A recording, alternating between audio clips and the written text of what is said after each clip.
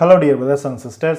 So welcome to important special topic video. So Tamil Nadu முதலமைச்சர்கள் அவருடைய list நம்ம 1920 அதாவது 1919 இந்திய அரசாங்க சட்டம் டயாக்கி சிஸ்டம்ன்றது இன்ட்ரோடியூஸ் பண்ணியிருப்பாங்க, இரட்டை ஆட்சி முறை. பொது தேர்தல் நடந்திருக்குமா? அப்போ நடந்த தேர்தல் நீதி கட்சின்றவங்க ஆட்சியில் இருந்திருப்பாங்க, காங்கிரஸ்ன்றது புறக்கணிச்சிருப்பாங்க. அப்போ 1920 இருந்து 1920 தற்போதைய காலகட்டம் வரைக்கும் தமிழ்நாட்டுடைய முதலமைச்சர்களாக இருந்தவங்க யார், அவங்களுடைய பீரியட் என்ன, அதே போல் அவங்க முதலமைச்சராக இருக்கும்போது யார் ஆளுநராக இருந்தால் அவங்கள நியமித்தாங்க, அதை பற்றி தான் அப்பாயின்மெண்ட் பண்ணுவாங்க இல்லையா, சிஎம் அப்பாயின்ட் பண்ணுவாங்க இல்லையா. அப்போது ஆளுநராக இருந்தவங்க யார் அப்படின்றத முதற்கொண்டு நம்ம பார்த்துடலாமா? அழகாக நோட்ஸ் எடுத்துக்கோங்க, சரியா? பார்த்துருமா? ஒரே நிமிஷமா.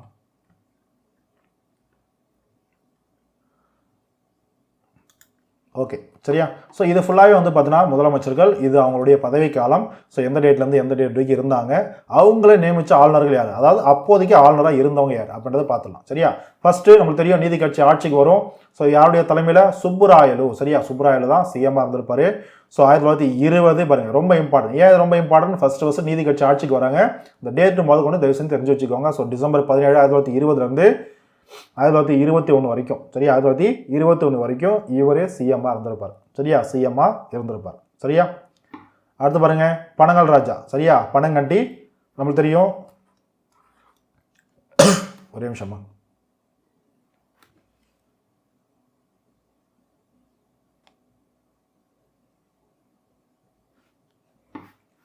சரியா? ஓகேம்மா. நெக்ஸ்ட் பார்த்தீங்கன்னா ஏ சுப்பராயலு, பனங்கல் ராஜான்னு சொல்லக்கூடிய இவர் 1921 26 வரைக்கும் ஃபுல் டம், சரியா? 26 வரைக்கும் இறந்துருப்பார். இந்த டைமில் பார்த்தோன்னா ஆளுநராக இருந்தவர் யார்? ஐசக், பார்த்தீங்கன்னா ரூஃபஸ் ஐசக்னு சொல்லுவாங்க, சரியா? நல்லா பாருங்கள், ரூஃபஸ் ஐசக், ஓகேவா? மேக்ஸிமம் தேவையில்லை, ஜஸ்ட் தெரிஞ்சுக்கோ, சரியா? ரூஃபஸ் ஐசக் அப்படின்றவர். இவர் ஆக்சுவலாக என்ன சொல்லுவாங்க? லார்ட் ரீடிங், சரியா? லார்ட் ரீடிங் இதான் கொடுத்துருக்கு, வேற ஒன்றும் கிடையாது. தமிழில் டிரான்ஸ்லேட் பண்ணும்போது உங்களுக்கு கொஞ்சம் கஷ்டமாக இருக்கும், பார்த்துக்கோங்க. லார்ட் ரீடிங் அப்படின்னா தான் இந்த இடத்துல ரீடிங் இருக்கும், சரியா? இவர் அப்போ ஆளுநராக இருந்து இவர் சிஎம்மாக இருந்திருப்பார், சரியா? அப்பாயின்மெண்ட் பண்ணியிருப்பார், ஓகேவா? இது பார்த்தீங்கன்னா ஃபர்ஸ்ட் ஃப்ரெட்ரிக் தேசிகர், சரியா? ஃப்ரெட்ரிக் தேசிகர் அவர்கள் இந்த இடத்துல ஆளுநராக இருந்திருப்பார், ஓகேவா? இவருடைய பீரியடுக்கு அப்புறம் சுயேட்சை வேட்பாளராகக்கூடிய பி சுப்பராயனுடைய தலைமையில் ஆட்சின்றது இருந்திருக்கும். நீதி கட்சின்றவங்க அவங்களுடைய தலைமை, நீதி கட்சியுடைய தலைமையில் ஆட்சி இருந்தது பி சுப்பராயனுடைய தலைமையில் தான் ஆட்சின்றது இருந்திருக்கு, ஓகேவா? 26 30 வரைக்கும், ஓகேவா? இந்த டைமில் ஆளுநராக இருந்தவர் யாரு? இர்வின், லார்ட் இர்வின், ஓகேவா? அப்போ இர்வின், இவருடைய பேர் என்னது? எட்வர்ட் வுட், சரியா?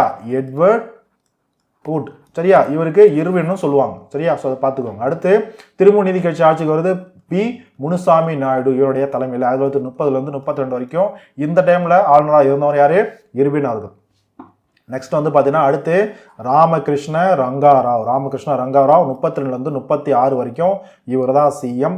இவருடைய பீரியடில் வில்லிங்டன் சொல்லக்கூடிய, சரியா? வில்லிங்டன் சொல்லக்கூடிய ஃப்ரீமேன் தாமஸ், ஃப்ரீமேன் தாமஸ் அப்படின்னாலும் வில்லிங்டன் அப்படின்னா ரெண்டும் ஒரே நபர் தான், சரியா? அதெல்லாம் அங்கே ஸ்லாஷ் கொடுத்துருப்பேன், ஓகேவா? பார்த்துக்கோ, ரெண்டும் ஒரே நபர் தான், பார்த்துக்கோங்க, ஓகேவா?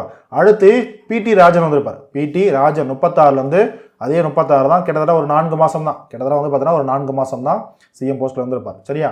அடுத்து பார்த்தீங்கன்னா ஒரே நிமிஷம் ஸ்க்ரோல் பண்ணிக்கிறேன்.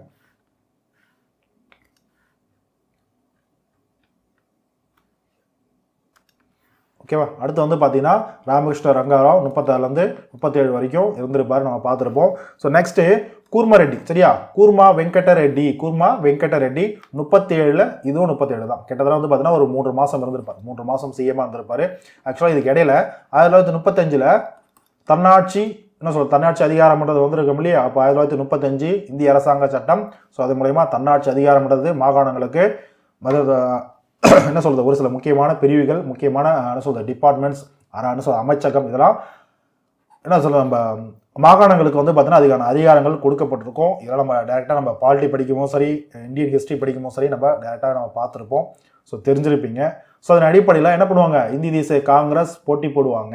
காங்கிரஸ் என்ன பண்ணுவோம்? எலெக்ஷனில் பார்ட்டிசிபேட் பண்ணோம். இதன் அடிப்படையில் காங்கிரஸ் உள்ள வந்துருச்சா, அப்போ ஆட்டோமேட்டிக்காக காங்கிரஸ்ன்றது அந்த ஒரு காலகட்டத்தில் வின் பண்ணியிருப்பாங்க. அப்போது சி ராஜாஜி அப்போ சிஎம்மாக இருந்திருப்பார், ஓகே? அப்போ சி ராஜாஜி ஜூலை 14 1937 1939 அக்டோபர் 29 வரைக்கும் சிஎம்மாக இருந்திருப்பார். அதுக்கப்புறம் என்ன நடந்திருக்கும்? அதுக்கப்புறம் பார்த்தீங்கன்னா வேர்ல்டு வார் 2, ஓகேவா? வேர்ல்டு வார் 2 2வது உலக போர், சரியா? அப்போ காங்கிரஸ் என்ன பண்ணியிருக்கோம்? தேர்தலை புறச்சிருப்பாங்க. இப்போ தேர்தல்ன்றதுலாம் நடந்திருக்காது, மொத்தமாகவே புறக்கணிச்சிருப்பாங்க. நெக்ஸ்ட்டு சொல்லி இரண்டாவது உலக போர் முடிஞ்சிருக்கும். ஸோ 1946 ஏப்ரலில் எலெக்ஷன்ஸ் நடந்து டி பிரகாசம் அவர்கள் சிஎம்மா ஆகுறாரு. சரியா, சிஎம் ஆகுறாரு. 1947 வரைக்கும் இறந்திருப்பார். சரியா, இவருடைய காலகட்டத்தில் ஆர்ச்சிபால்ட் வேவல் அவர்கள் தான் ஆளுநராக இருந்து நியமனம் செஞ்சிருப்பார். ஓகேவா.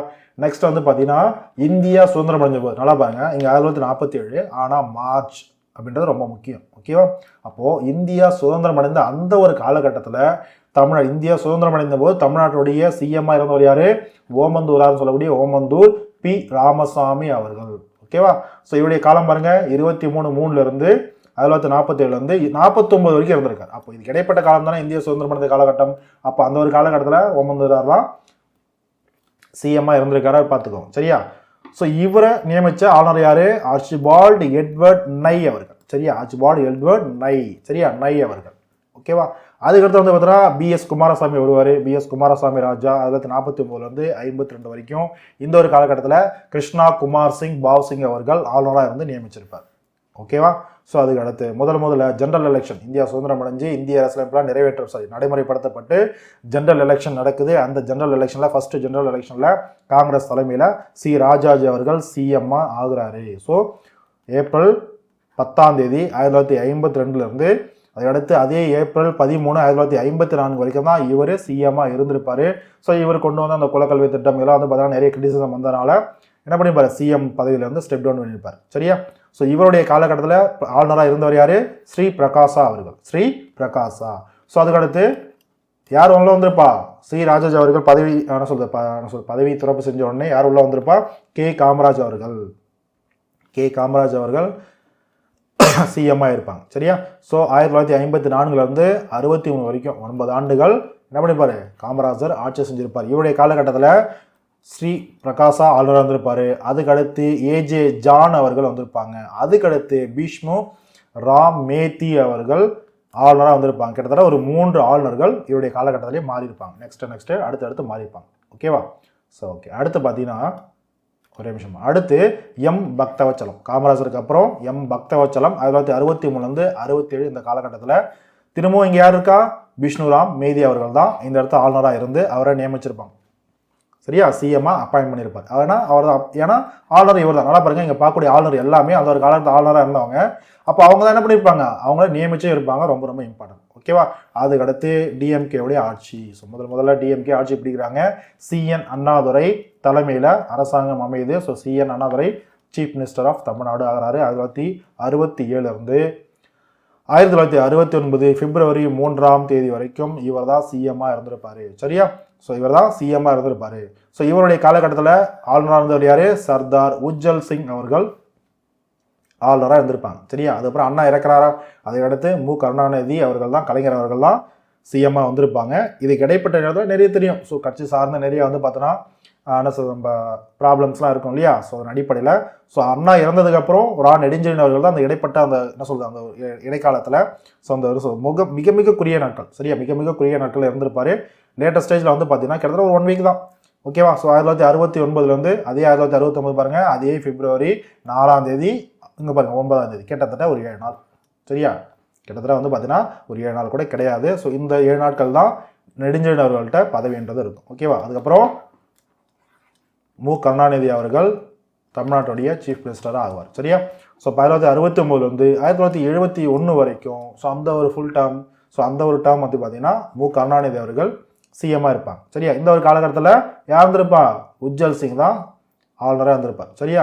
அதுக்கடுத்து வந்து பார்த்தீங்கன்னா ஃப்ரெஷ்ஷாக எலெக்ஷன்ஸ் ஆகும். இது இடையில வந்து பார்த்தீங்கன்னா என்ன சொல்கிறது, நம்ம பிரசிடென்ட்டுடைய ரூல் இருந்திருக்கும். ஒரு 2 மாதம் கிட்டத்தட்ட இருந்திருக்கும்.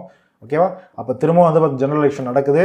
திரும்பவும் எம் கருணாநிதி அவர்கள் தான். சரியா. ஸோ திரும்பவும் மு கருணாநிதி அவர்கள் 1971 76 வரைக்கும் இவர் தான் சிஎம்மாக இருந்திருப்பார். சரியா. எகைன் அந்த ஒரு காலகட்டத்தில் யார் இருந்திருப்பா?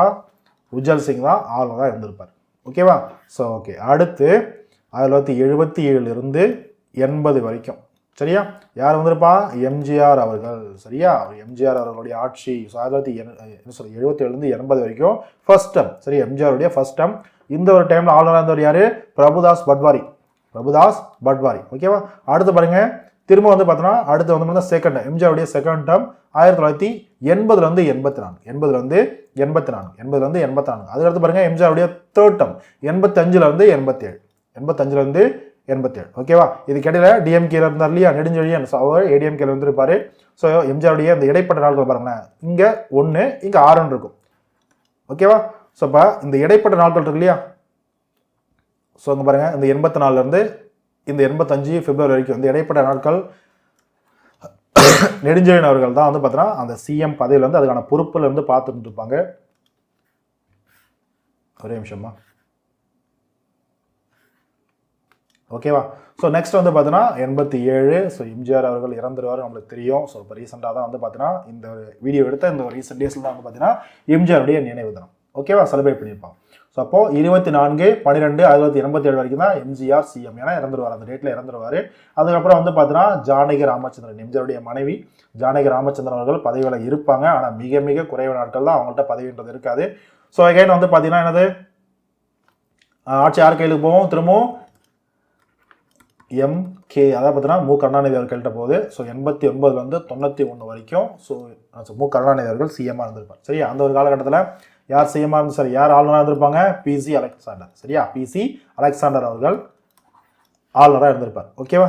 ஸோ எகைன் வந்து பார்த்தீங்கன்னா ஏடிஎம்கே திரும்பவும் வந்து பார்த்தீங்கன்னா எம்ஜிஆருக்கு இறந்ததுக்கப்புறம் ஏடிஎம்கே திரும்பவும் ஆட்சிக்கு வராங்க. இந்த டேர்மு ஜெயலலிதா அவருடைய தலைமையில் ஓகேவா. ஸோ சிஎம் ஜெயலலிதா அவர்கள். ஸோ இப்போது பீஷ்மா நரைன் சிங் அவர்கள் தான் ஆளுநராக இருந்திருப்பார். அவர் தான் பதவி பிரமாணம் செஞ்சு வச்சிருப்பார் ஓகேவா. அடுத்து அடுத்த டைம் டிஎம்கேவுடைய அடுத்த டைம் திரும்பவும் மு கருணாநிதி அவர்கள் 96 2001 வரைக்கும். இப்போ வந்து பார்த்தோன்னா மர்ரி சென்னாரெட்டி. சரியா, சென்னாரெட்டி அவர்கள் தான் ஆளுநராக இருந்திருப்பார். எகைன் வந்து பார்த்தோன்னா ஜெயலலிதா அவருடைய ஆட்சி. சரியா, ஜெயலலிதா ஆட்சி, ஆனால் குறைந்த நாட்கள் தான் அவர் சிஎம்மாக இருந்திருப்பாங்க, அதனால் கண்டினியூ பண்ண முடியாது. அதனால் ஓ பன்னீர்செல்வம் அவர்கள் சிஎம்மாக கண்டினியூ ஆயிருப்பார் 2001 2002 வரைக்கும். ஸோ எகைன் திரும்பவும் ஜெயலலிதா அவர்கள் ஆட்சிக்கு திரும்ப வருவாங்க, திரும்ப அவருடைய போஸ்ட்ன்றது வந்துருவாங்க 2002 2006 வரைக்கும். 2002 2006 வரைக்கும் கிட்டத்தட்ட 2001 இந்த 2000 இடைப்பட்ட காலத்தில் ஏடிஎம்கேவுடைய ஆட்சின்றது இருந்திருக்கும். சரியா, இடையில ஓ பன்னீர்செல்வம் கொஞ்சம் நாட்கள் ஆட்சின்றது பண்ணியிருப்பாங்க. சரியா, இந்த ஒரு காலகட்டத்தில் ஆளுநராக இருந்தவர் யார், ஜெயலலிதா ஆட்சி அமைக்கும் போது ஃபாத்திமா பிவி அவர்கள் தான் ஆளுநராக இருந்து பதவி பிரமாணம் செஞ்சு வச்சுருப்பாங்க. ஸோ அதுக்கப்புறம் ஓ பன்னீர்செல்வம் இருக்கும்போது சி ரங்கராஜன் மாறி இருப்பார். திரும்பவும் ஜெயலலிதா அவங்க வரும்போது பிஎஸ் ராம்மோகன் ராவ் அவர்கள் ஆளுநராக வந்திருப்பாங்க. புரிஞ்சுதாமா. So okay. ஸோ அடுத்து 2006 முடிஞ்சது இல்லையா, அடுத்து 2006 2011 வரைக்கும் எகைன் டிஎம்கேவுடைய ரூல். மு கருணாநிதி அவர்கள் கலைஞர் அவர்கள் சிஎம் ஆயிடுவார். ஸோ இந்த டைம் ஆளுநராக இருந்தவர் யார், சுர்ஜித் சிங் பர்னாலா. இவர் தான் அவருக்கு பதவி பிரமாணம் செஞ்சு வச்சிருப்பார், ஏன்னா ஆளுநர் அவர் தான் ஓகேவா. ஸோ அகைன் 2011 ஜெயலலிதாவுடைய ஏடிஎம்கேவுடைய பீரியட். ஸோ ஜெயலலிதா அவர்கள் 2011 2014 வரைக்கும். சரியா, அந்த சொத்து குழப்பி வழக்கெல்லாம் வந்துச்சு இல்லையா. ஸோ அதனால் வந்து பார்த்தீங்கன்னா அடுத்து ஸோ கண்டினியூ பண்ண முடியாதனால திரும்பவும் ஓ பன்னீர்செல்வம் அவர்கள் சிஎம்மாக பொறுப்பில் இருப்பார். ஸோ 2014 15 வரைக்கும். திரும்பவும் எகைன் ஜெயலலிதா அவர்கள் வந்துருவாங்க 2015 2016 வரைக்கும் அவங்க ஆட்சி செய்வாங்க ஓகேவா. அப்போது ஜெயலலிதா அவர்கள் வரும்போது ஆட்சிக்கு வரும்போது சுர்ஜித் சிங் பர்னாலா தான் பதவி பிரமாணம் செஞ்சு வச்சிருப்பாரு. ஓ பன்னீர்செல்வம் இருக்கும்போது கே ரோசையா அவர்கள். சரியா, கே ரோசையா அவர்கள். திரும்பவும் ஜெயலலிதா திரும்ப ரிட்டர்ன் வரும்போது ரோசையா அவர்கள் தான் இருப்பார் ஓகேவா. ரோசையா அவர்கள் தான் இருப்பார் ஓகேவா. ஸோ அகைன் வந்து பார்த்தீங்கன்னா ஸோ ஓ பன்னீர்செல்வம் திரும்பவும் சுற்றி குழுப்பில் போயிருப்பாங்க. அடுத்து வந்து பார்த்தீங்கன்னா இதுக்கு இடையில ஜெயலலிதா அவர்கள் சொந்த புரட்சித் தலைவர்கள் இறந்து போயிருப்பாங்க இல்லையா. ஸோ இறந்து போனதுக்கப்புறம் திரும்ப யார்கிட்ட பவர் வரும், எடப்பாடி கிட்ட பவர் வந்துடும். சாரி, எடப்பாடி கே பழனிசாமி அவர்கிட்ட பதவி பவர்ன்றது வந்துடும். 2017 2021 வரைக்கும் அப்படியே அவருடைய தலைமையில் ஏடிஎம்கேவுடைய ரூலிங்ன்றது நடக்கும். சரியா, ஏடிஎம்கேவுடைய ரூலிங் நடக்கும். தற்போது வந்து பார்த்தோன்னா ஏடிஎம்கே டிஎம்கே இல்லை மற்ற கட்சிகள் இவங்களுடைய என்ன சொல்கிறது எங்களுடைய சுச்சுவேஷன்ஸ் என்ன, ப்ராப்ளம்ஸ் என்ன, எலெக்ஷன்ஸ் எப்படி வந்து அப்ரோச் பண்ணிட்டு இருக்காங்க, வரக்கூடிய எலெக்ஷன்ஸ் இல்லை ஆல்ரெடி பாஸ் நடந்த எலெக்ஷன்ஸ் எப்படி அப்ரோச் பண்ணாங்க, இந்த பொலிட்டிக்கல் ஈவெண்ட்ஸ்லாம் வந்து பார்த்தீங்கன்னா நீங்கள் கேள்விப்பட்டிருப்பீங்க, படிச்சிருப்பீங்க, இல்லை தெரிஞ்சிருப்பீங்க. சரியா. So okay. கடைசியாக வந்து பார்த்தீங்கன்னா பார்த்தீங்கன்னா எடப்பாடி கே பழனிசாமி அவர்கள் வரும்போது சி வித்யாசாகர் ராவ் இருந்திருப்பார். அதுக்கடுத்து இப்போது முதலமைச்சராக இருக்கக்கூடியவர் எம்கே ஸ்டாலின் அவர்கள், மு.க. ஸ்டாலின் அவர்கள். ஸோ தற்போதைய முதலமைச்சர். ஸோ 2021 மே 7ஆம் தேதி பதவி வகித்து அதை பதவியேற்று அன்னையிலிருந்து இன்னைக்கு வரைக்கும் ஸோ எம்கே ஸ்டாலின் அவர்கள் தான் பதவியில் இருந்துட்டு இருக்காரு. ஸோ அப்கமிங் ஜெனரல் எலெக்ஷன்ஸ் வருது. ஸோ பார்ப்போம் என்ன ரிசல்ட்ஸ் வருது என்ன அப்படின்றதுலாம். ஓகேவா? ஸோ எம்கே ஸ்டாலின் அவர்கள் பதவியில் இருக்கும்போது யார் வந்து பார்த்தீங்கன்னா பதவி பிரமாணம் செஞ்சு வச்சது? பன்வாரிலால் புரோஹித் அவர்கள். அவர் தான் என்ன வந்திருப்பாரு? ஆளுநராக இருந்திருப்பார். சரியா? அவர் தான் வந்து பார்த்தீங்கன்னா கவர்னராக இருந்திருப்பாரு. ஆனால் தற்போதைய கவர்னர் யாரு? ரவி அவர்கள், ஆர்என் ரவி அவர்கள் இருந்திருப்பார். சரி, அப்படின்னாது இவருடைய டேர்ம் முடிஞ்சதுனால அடுத்த நெக்ஸ்ட் ஆர்என் ரவி அவர்கள் வந்திருப்பாங்க. ஓகேவா? புரிஞ்சதாமா? So fine. ஸோ இதான் வந்து பார்த்தீங்கன்னா ஸோ தமிழகத்துடைய முதலமைச்சர்கள் ஸோ அவங்களுடைய எந்த ஒரு காலகட்டத்தில் யாரெல்லாம் சிஎம்மாக இருந்திருக்காங்க அப்படின்றதெல்லாம் நம்ம பார்க்குறோம். சரியா? ஸோ தெரிஞ்சிட்டிங்களா? அழகாக வந்து நோட்ஸ் எடுத்துக்கோங்க, காப்பி பண்ணிக்கோங்க. ஸோ முதலமைச்சர்கள் அவங்களுடைய பதவி காலம், அவங்களுக்கு யார் வந்து பார்த்தோன்னா பதவி பிரமாணம் செஞ்சது, அதை பார்த்தோன்னா அவங்களை நியமித்த ஆளுநர்கள் யார், அப்பாயின்ட் பண்ண ஆளுநர் சிஎம்மாக பதவி பிரமாணம் செஞ்சு அப்பாயின்ட் பண்ண ஆளுநர்கள் யார் அப்படின்ற விஷயம் அதை கொண்டு சைடில் கொடுத்துருப்பேன். முடிஞ்ச வரைக்கும் அதான் நோட் பண்ணி வச்சுக்கோங்க. ஓகேவா? So okay. எப்படி நம்ம இந்தியாவுடைய பிரதமர்களுடைய பட்டியல் பார்க்கும்போது சைடில் குடியரசுத் தலைவர்கள் பார்த்தோமோ, யாருடைய பீரியடில் யாராக இருந்திருப்பாங்க, இவருடைய பீரியடில் யார் சிஎம்மாக இருந்திருப்பாங்க, சரி பிஎம்மாக இருந்திருப்பாங்க, பிஎம் பீரியடில் யார் பிரசிடெண்ட்டாக இருந்தாங்க அப்படிலாம் பார்த்தோம் இல்லையா? அதே போல தான் இங்கேயும் யார் சிஎம்மாக இருந்தாங்க, அந்த பீரியடில் யார் வந்து பார்த்தோன்னா ஆளுநராக இருந்திருப்பாங்க அப்படின்றத நம்ம கொண்டு நம்ம தெரிஞ்சுக்கலாம். ஓகேவா? So fine. அதே போல் எதுக்காக இந்த பதவிக்காலம் சொல்கிற இந்த பீரியட்லாம் ஏன் பார்க்குறோம்? இந்த பீரியட் பார்க்கும்போது இப்போ தமிழ்நாடு அளவில் ஏதாவது முக்கியமான வந்து ஒரு இனிஷியேட்டிவ்ஸ், ஒரு சட்டங்கள், அதாவது கவர்மெண்ட் பாலிசிஸ், ஒரு ஸ்கீம்ஸ் இதெல்லாம் வந்திருந்தது அப்படின்னா நம்ம அந்த ஸ்கீம்ஸ் எப்போ இம்ப்ளிமெண்ட் பண்ணாங்க, யார் கொண்டு வந்தாங்க அப்படின்றது அடிப்படையில் அது யாருடைய ரூலிங் பீரியட் அப்படின்றது ஈஸியாக நம்மளால் என்ன பண்ண முடியும்? ஐடென்டிஃபை பண்ண முடியும். ஓகேவா? அட்லீஸ்ட் முடிஞ்ச வரைக்கும் நல்லா பாருங்கள், முடிஞ்ச வரைக்கும் உங்களால் ஃபஸ்ட்டு நீங்கள் தெரிஞ்சிக்க வேண்டியது இயர்ஸ் ரொம்ப ரொம்ப இம்பார்ட்டன்ட். இயர்ஸ் ரொம்ப ரொம்ப டைம் பீரியட்ன்றது அவங்களுடைய ரூலிங் பீரியட் தெரிஞ்சுக்கோங்க. ஃபஸ்ட்டு இயர்ன்றதை ஞாபகம் வச்சுக்கணும். முடிஞ்ச அதுக்கு அடுத்து எங்கே போகணும்? அங்கே எந்த மந்த்லேருந்து ரூலிங் பண்ணாங்க அதை கொண்டு தெரிஞ்சு வச்சுக்கோங்க. ஓகேவா? அதை கொண்டு நெக்ஸ்ட்டு தெரிஞ்சு வச்சுக்கோங்க. புரியுதா? சார் என்னால் ரெண்டுமே தெரிஞ்சுக்க முடியல அப்படின்னா மினிமம் இந்த இயரை கொண்டு நீங்கள் தெரிஞ்சு வச்சுக்க வேண்டியது அவசியம். ஓகேவா?